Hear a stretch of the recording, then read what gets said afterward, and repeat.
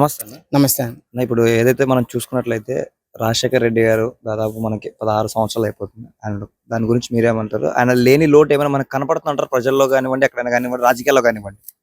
ఖచ్చితంగా రాజశేఖర రెడ్డి గారు ఏదైతే మరణించి నేటికి 16 సంవత్సరాలు పూర్తయిందా, ఇప్పటికి కూడా ప్రతి కుటుంబంలో కానీ, రాష్ట్రంలో కానీ, రాజకీయంలో కానీ ఆయన తీరని లోటు ఖచ్చితంగా కనపడుతుంది. ఆయన చేసినటువంటి సంక్షేమ పథకాలు కానివ్వండి, ఆయన అమలు చేసినటువంటి అభివృద్ధి కార్యక్రమాలు కానివ్వండి, ఇవన్నీ ఏ కార్యక్రమం చూసుకున్నా కూడా రాజశేఖర రెడ్డి గారిని ఈ రోజు కూడా ప్రజలు దేవుళ్ళ కలుస్తున్నారంటే కారణం ఆయన మర్చిపోలేకపోవడం, ఆయన లేని లోటు కనపడుతుంది. ఆయన చేసిన సంక్షేమ పథకాలు కానివ్వండి, ఆయన ప్రవేశపెట్టినటువంటి అనేకటువంటి దేశంలోని ఏ ముఖ్యమంత్రి కూడా ప్రవేశపెట్టినటువంటి అనేక సంక్షేమాలను ప్రవేశపెట్టారు. కాబట్టి ఈ రోజు ఇప్పుడు కూడా 16 సంవత్సరాలు గడిచినా కూడా ఆ నాయకుని తలుచుకోవడం జరుగుతుంది. అంటే రాజశేఖర రెడ్డి గారు ఉన్నప్పుడు చదువుకోవాలి అనే కొంతమంది కూడా చదువుకోలేకపోయారు అప్పట్లో. కానీ రాజశేఖర రెడ్డి గారు సీఎం అయిన తర్వాత చాలా మంది చదువుకున్నారు. దాని గురించి మీరేమంటారు? ఖచ్చితంగా ఈరోజు రాష్ట్రంలోనే కాకుండా దేశంలో కానీ, విదేశాల్లో కానీ ఇంజనీర్లు చదువుకొని సాఫ్ట్వేర్ ఉద్యోగాలు చేస్తున్నారు. చాలా మంది పేద కుటుంబాలకు చెందిన వాళ్ళు ఉన్నారంటే దానికి కారణం రాజశేఖర రెడ్డి. ఆ రోజు ఇంజనీరింగ్ లో కూడా ఫీజు రీఎంబర్స్మెంట్ పైన ఒక అద్భుతమైనటువంటి పథకాన్ని ప్రవేశపెట్టి రాష్ట్రంలో పేదలందరికీ కూడా చదువు అందుబాటులో తీసుకొచ్చినటువంటి మహానీయుడు రాజశేఖర రెడ్డి గారు. ఆయన మూలంగానే ఈ రోజు చాలా మంది కూడా విదేశాల్లో కానీ, వివిధ రాష్ట్రాల్లో, మన రాష్ట్రాల్లో కానీ, లేకపోతే బెంగళూరు కానీ, పూణే కానీ, చెన్నైలో కానీ, ఇలా అనేక ఐటీ కంపెనీల్లో కూడా మన ఆంధ్ర వాళ్ళు జాబులు చేస్తున్నారంటే దానికి ముఖ్య ప్రధాన కారణం డాక్టర్ రాజశేఖర రెడ్డి గారు ప్రవేశపెట్టిన ఆ రోజు ఫీజు రీఎంబర్స్మెంట్ కార్యక్రమం. అలాగే జగన్ గారు కూడా రాజశేఖర రెడ్డి తండ్రి గారి బాటలో నడుస్తున్నారంటారు. ఖచ్చితంగా తండ్రికి మించిన తనయుడిగా కూడా మా జగన్మోహన్ రెడ్డి గారు గతంలో పరిపాలించిన 5 సంవత్సరాలు కూడా చాలా అద్భుతంగా పరిపాలించారు. అందులో భాగంగానే ఆ రోజు రాజశేఖర రెడ్డి గారు ఏదైతే విద్యార్థులకు అంటే ఇంజనీరింగ్ స్టూడెంట్స్ ఫీజు రీయింబర్స్మెంట్ పెడితే ఈ రోజు చదువుకునే వాళ్ళ దగ్గర నుంచి కూడా 1వ తరగతి నుంచి ఎల్కేజీ దగ్గర నుంచి కూడా అమ్మఒడి అనే ఒక కార్యక్రమం పెట్టి చిన్నప్పటి నుంచి కూడా మళ్ళీ అలాగే గవర్నమెంట్ స్కూల్లో ఇంగ్లీష్ మీడియం తీసుకొచ్చి మరి అదేవిధంగా నాడు నేడు ఒక స్కీమ్ ద్వారా ప్రైవేట్ స్కూల్స్ కి ధీటుగా ప్రైవేట్ స్కూల్స్ మించిన విధంగా కూడా అందులో సౌకర్యాలను కల్పించి పేద ప్రజలందరూ కూడా గవర్నమెంట్ స్కూల్కి గతంలో మనం చూసినట్టయితే గవర్నమెంట్ స్కూల్కి వెళ్ళడానికి చాలా మంది అయిష్టంగా ఉండేవాళ్ళు. కానీ జగన్మోహన్ రెడ్డి గారు పరిపాలించిన 5 సంవత్సరాల్లో అద్భుతమైనటువంటి సంఘటనలు ఏమైనా జరిగిందనంటే గవర్నమెంట్ స్కూల్లో నో అడ్మిషన్స్ బోర్డు పెట్టారు. ఏ రోజు నాకు తెలిసినంత వరకు కూడా గవర్నమెంట్ స్కూల్స్ లో నో అడ్మిషన్ అనే బోర్డు గత 5 సంవత్సరాలు మనం చూడగలం తప్ప నాకు తెలిసినంత వరకు రాష్ట్రంలో ఇంకెప్పుడు చూడలేదు. అటువంటి సుపరిపాలనలు తీసుకొచ్చి విద్యార్థులకు కానివ్వండి, పేద కుటుంబాలను కానీ అద్భుతమైనటువంటి పరిపాలన అందించినటువంటి నాయకుడు జగన్మోహన్ రెడ్డి గారు. చివరిగా ఒకటి చెప్పండి, రాజశేఖర రెడ్డి గారి గురించి మీరేం చెప్తారు? రాజశేఖర రెడ్డి గారికి చెప్పేంత పెద్ద వయసు కానీ లేకపోతే అనుభవం కానీ నాకు లేదు. కానీ ఒక్క మాటలో చెప్పాలంటే బడుగు బలహీన వర్గాలకి అలాగే రాజకీయ నాయకులకి ఆయన అడుగుజాలు నడిచిన అందరికి కూడా ఆయన ఒక దేవుడు. ఒక మాటలో చెప్పాలంటే ఆయన ఒక దేవుడు. మేడం, రాజశేఖర రెడ్డి గారి 16వ వర్ధంతి అంటే ఆయన రాజశేఖర రెడ్డి గారు లేని లోటు ఎలా కనపడుతుంది అంటారు మీకు? రాజశేఖర రెడ్డి గారు లేని లోటు అంటే ఇంక ఇప్పటి వరకు జనాలు తెలుసుకోకపోతే చాలా నిజంగా చెప్పాలంటే ఆయన 5 నెలల పాటు 1700 కిలోమీటర్లు పాదయాత్ర చేసి ప్రజల పాదయాత్రలో ఎన్నో కష్టాలని ఎదుర్కొని గుండెపోటుతో చనిపోయిన వాళ్ళని, అలాగే చదివించుకోలేని పిల్లల్ని, పేదవాళ్ళకి కనీసం ఎక్కువ మనీ పెట్టి బియ్యం కొనుక్కోలేని పరిస్థితి, ఇలాంటి అన్నిటికీ ఏంటంటే ₹2 కేజీ పథకం కింద కానీ, ఇలాగే ఫీజు రిమెంబర్ కానీ, 108 కానీ, 104 కానీ, అలాగే రైతులకు విద్యుత్ కానీ ఆయన మాట ఇచ్చిన తొలి సంతకం అట్లానే పెట్టారు. నిజంగా చెప్పాలంటే ఆయన చేసిన పాలన 5 సంవత్సరాలు 3 నెలల్లో ఆ పాలన ఇప్పటివరకు ఎవరు చేయలే. నెక్స్ట్ ఆఫ్ ఆల్ జగనన్న మాత్రమే చేశారు. జగనన్న చేసిన పథకాల గురించి చెప్పాలంటే ఆయన నవరత్నాలు అన్నారు. నవరత్నాలకు మించి 134 వరకు చేశారు. అవే కాదు, మేము సూపర్ 6 ఇచ్చేస్తామని పెద్ద మనుషులు కూడా చెప్పారు.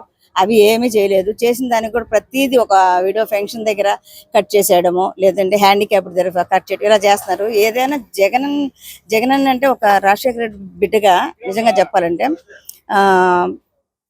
ఫీజు రిమెంబర్ చదివించుకోలేని పిల్లలకి వాళ్ళు ఈరోజు ఐఏఎస్లు ఐపీఎస్లు అయ్యారంటే ఒక రాజన్న వాళ్ళండి. ఆ యొక్క లోటు ఎక్కడ మీరు అడిగారు కదా, లోటు అంటే అదే కనిపిస్తుంది. ముందు మనిషికి కావాల్సింది ఫస్ట్ ఏంటంటే విద్య, వైద్యం.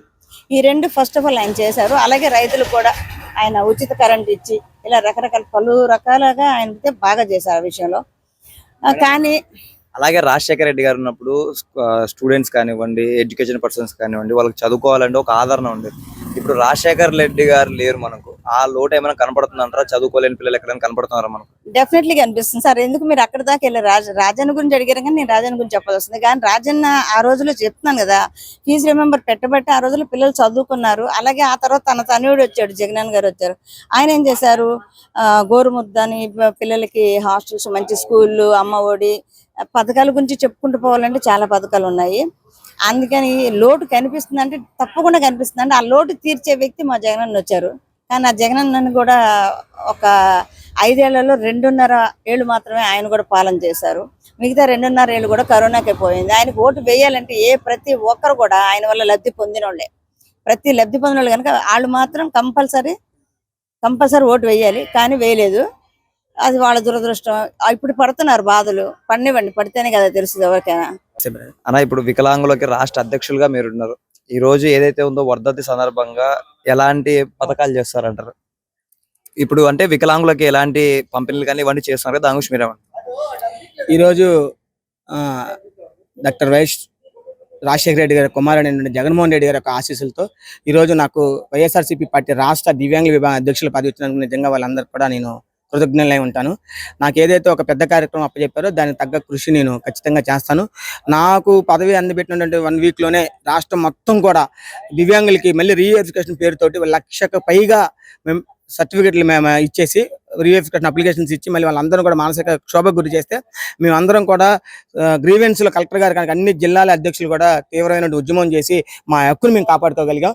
ఏదైతే నిన్న సెప్టెంబర్ 1వ తారీఖున మరి యథావిధంగా పెన్షన్లు కొనసాగించకపోతే తీవ్రతరం చేస్తామని కానీ ఒక మెట్టు దిగి వచ్చినటువంటి గవర్నమెంట్ ఖచ్చితంగా మా అందరికి కూడా పెన్షన్లు మళ్ళీ అందించింది. ఈ అందించినవి కాకుండా ఇంకా 2-3 రోజుల్లో ఎవరికైనా సరే ఎక్కడైనా సరే అర్హులైనటువంటి ఎవరికైనా పెన్షన్లు తొలగిస్తే మాత్రం ఖచ్చితంగా మళ్ళీ మా ఉద్యమం తీవ్రతరం చేసి మా అందరికి కూడా పెన్షన్లు అందే విధంగా న్యాయం చేస్తానని చెప్పి తెలియజేస్తాను. అన్న అలాగే రాజశేఖర రెడ్డి గారు సీఎం కాకముందు 75 రూపాయలు వచ్చేది వికలాంగులకు పెన్షన్. కానీ రాజశేఖర రెడ్డి గారు వచ్చిన తర్వాత ఒకేసారిగా 300 రెట్లు పెంచేసి మీకు 300 చిల్లర ఇవ్వడం జరిగింది. దాని గురించి మీరేమంటారు? ఏదైతే 2004 వరకు చంద్రబాబు నాయుడు ముఖ్యమంత్రిగా ఉన్నప్పుడు పెన్షన్లు 75 రూపాయలు ఉండేది.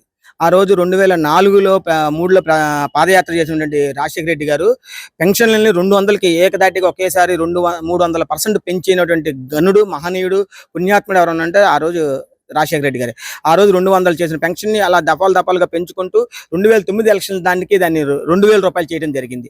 ఆ 2000 రూపాయలు చేసిన దానికి మేము చేస్తామనగానే 1000 రూపాయలు ప్రకటించగానే మరి తెలిసిందే కదా, అబద్ధాలకు చంద్రబాబు నాయుడు ఎక్కడున్నా కూడా అలివి కానీ అమలు కానీ చేత కానీ హామీలు ఇవ్వడంలో నెంబర్ 1గా ఉన్నటువంటి చంద్రబాబు నాయుడు ఆ రోజు పెన్షన్లు ఇస్తామని చెప్పి అధిక మొత్తంలో చెప్పినా కూడా ఆయన ఎవరిని నమ్మకున్నా కూడా మళ్ళీ 2009లో కూడా రాజశేఖర రెడ్డి గారిని ముఖ్యమంత్రిగా చేసుకుంది రాష్ట్ర ప్రజానీకం.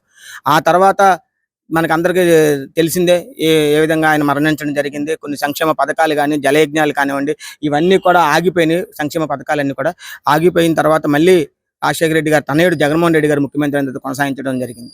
ఇప్పుడు ఈ 2 రాష్ట్రాల్లో కూడా ఒక వికలాంగుడికి పింఛన్ వస్తుంది అని అంటే ఇప్పుడు ఏకదాటిగా రాజశేఖర రెడ్డి గారి వల్లే కారణం అంటారా? ఖచ్చితంగా 2 రాష్ట్రాల్లో పెన్షన్ వస్తుందంటే ఆ రోజు రాజశేఖర రెడ్డి గారు తీసుకున్న నిర్ణయం. మరి అదే విధంగా గత గవర్నమెంట్ లో ఏదైతే సదరన్ సర్టిఫికేట్ల కోసం హాస్పిటల్ చుట్టూ తిరుగుతున్నారో ఓన్లీ 57 కేంద్రాలు గవర్నమెంట్ లో పెట్టుకుంటే చాలా సుదీర్ఘ ప్రాంతాల నుంచి ఆ కేంద్రాల చుట్టూ రాలేక తిరగలేక పాకేటువంటి నేల మీద పాకేవాళ్ళు, లేకపోతే ఒకళ్ళిద్దరు చేతులతో మోసుకొని వచ్చేవాళ్ళు, అందరూ వాళ్ళు డాక్టర్ల కోసం సర్టిఫికేట్ చుట్టూ తిరగలేక చాలా మంది అర్హులైన వాళ్ళకి పెన్షన్ లేక చాలా బాధపడితే జగన్మోహన్ రెడ్డి గారు గవర్నమెంట్ వచ్చిన తర్వాత ఈ ఆర్బీఐ కేంద్రాలను ఏదైతే ఉందో అది 171 కేంద్రాలుగా చేసి వాలంటీర్ల వ్యవస్థని ఇంటి దగ్గరికి పంపించి ప్రతి ఒక్క అర్హులైనటువంటి వికలాంగుడికి అందరికీ కూడా పెన్షన్లు అందే విధంగా చేసి విపరీతంగా ప్రతి చోటకి అర్హులైనటువంటి వాలంటీర్లు వెళ్ళి ఈ 171 కేంద్రాల్లో ప్రతిరోజు చేసి వెరిఫికేషన్ చేసి సర్టిఫికేట్లు ఇచ్చి దాన్ని 66 లక్షలకి రాష్ట్ర వ్యాప్తంగా పెన్షన్లు వికలాంగులకి కాకుండా వృద్ధాప్య పెన్షన్లు కానివ్వండి, విడోస్ పెన్షన్లు కానివ్వండి, లేదా కిడ్నీ బాధితుల పెన్షన్లు కానీ వీటన్నిటిని కూడా సదరన్ సర్టిఫికేట్ ద్వారా ఇంటింటికి చేర్చి 66 లక్షలకు పైగా చేసినటువంటి ఘనత జగన్మోహన్ రెడ్డి గారు చెందింది. ఈ రోజు ప్రతి చోట కూడా మేము 66 లక్షల పెన్షన్లు చేసిన ఘనత జగన్మోహన్ రెడ్డి గారు అని చెప్తా ఉంటుంటే దాన్ని జీర్ణించుకోలేని ఈ కూటమి ప్రభుత్వం, అసమర్థ ప్రభుత్వం, చేతగాని దద్దమ ప్రభుత్వం ఏం చేసిందంటే మా మీద ఒకటువంటి అపవాది వేసి దొంగ సర్టిఫికెట్లు దొంగ అని ఒక చిన్న ముద్ర వేసి ఈ పెన్షన్ తొలగించే కార్యక్రమం చేపట్టింది. దాని అందరికీ కూడా మేము తిప్పికొట్టి కలెక్టరేట్ గ్రీవెన్స్ లో మేము అందరం కూడా రాష్ట్ర వ్యాప్తంగా అన్ని జిల్లాల్లో దివ్యాంగుల యొక్క అధ్యక్షులు చేసిన పోరాటానికి తలొగ్గిన ఈ రోజు కూటమి ప్రభుత్వం మళ్ళీ యథావిధిగా 1వ తారీఖు అందరికి పెన్షన్లు ఇవ్వడం నిజంగా చాలా ఆనందించాల్సిన విషయం.